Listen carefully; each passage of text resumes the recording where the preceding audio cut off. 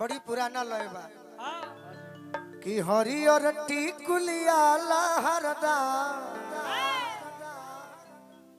टिकुली सटले बानी ओही रे टिकुलिया पतीन जना के रखले बानी अब पुलिस दरोगा हवलदा टिकुली सटले एगो उत्तर प्रदेश के बड़ी सुंदर गायक बलिया जिला के गोपाल राय जी है वहाँ के गीत एगो गौले रहनी कि सैया छूटी लेके आवत बाड़न घरा आज टेलीफोन आई आज नंदी किशोर पांडे जी के द्वार पर हमने के बानी जा हैप्पी इवेंट्स के माध्यम से तो आज के अवसर के गीत पहले ओकरा बाद और गीत दुल्हे राजा खाती कहल जाए कि जोड़ी बनल रहो दुल्हा दुल्ही लगे आगे आओ पगली कि जोड़ी बनल रहो दुल्हा दुल्ही लगे और के को समधि समधि न के जोड़ी बनल रहो दुल्हा दुल्ही लगे समधि समधि न के जोड़ी बनल रहो दुल्हा दुल्ही लगे समधि समधि के जिया बनल समधि समधि न के हो समधि समधि न के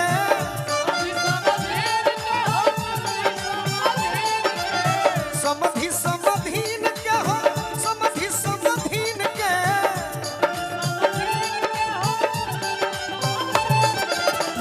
अरे जोड़ी जोड़ी बनल रहो दुल्हा दुल्ही के समधि समधि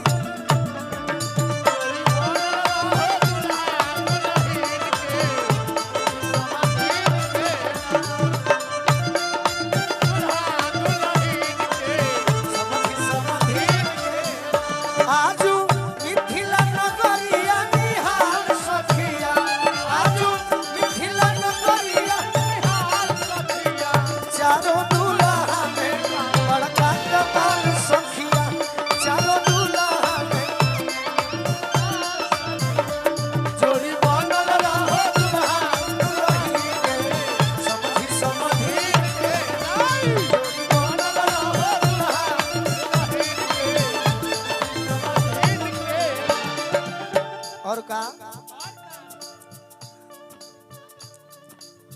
जनकपुर नगरिया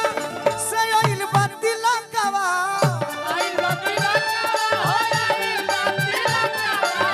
जनकपुर नगरिया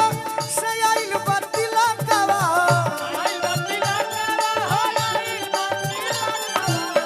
खुशिया में जुटल बाटे सौ से इलाका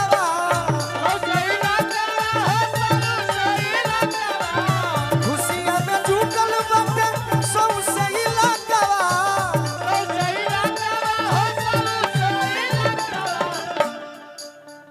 तो खुशी हो तो बाटे खुशी हो तो बाटे खुशी हो तो बाटे देखी ऐसन सीन के दुल्हा दुल्ही के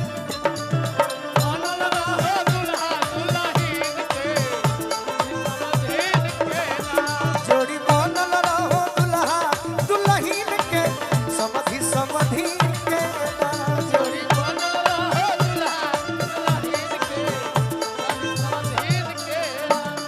मुबारक हो तुमको ये शादी तुम्हारी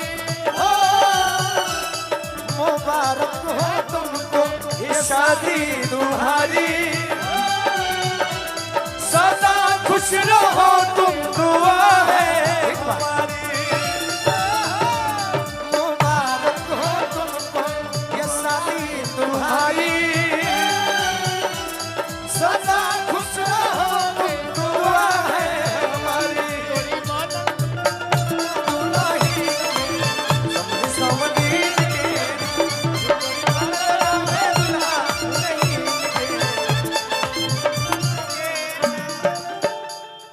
का और का आज के आयोजन करता हाँ जी हमारा अभिभावक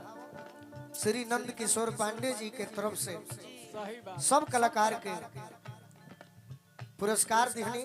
दिहानी बार बार प्रणाम करब। हाँ जी हिंदुस्तान प्रेस से अनु तिवारी जी जी बस तुरंत मार देते नहीं देरी हम थोड़े कर दुल्हे राजा के नाम का भैया हमर शिवम जी लगत बड़े राम हो भैया हमर शिवम जी लगत बड़े राम हो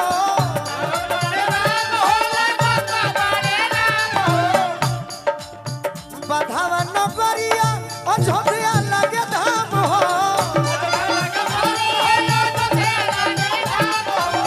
बधावा नगरिया अयोध्या लगे धाम हो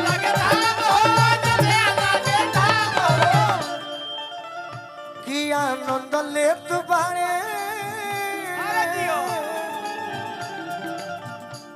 आनंद लेत बाड़े बोलई हसीन के आनंद लेत बाड़े बोलई हसीन के आ दुल्हा दुल्हीन के जोड़ी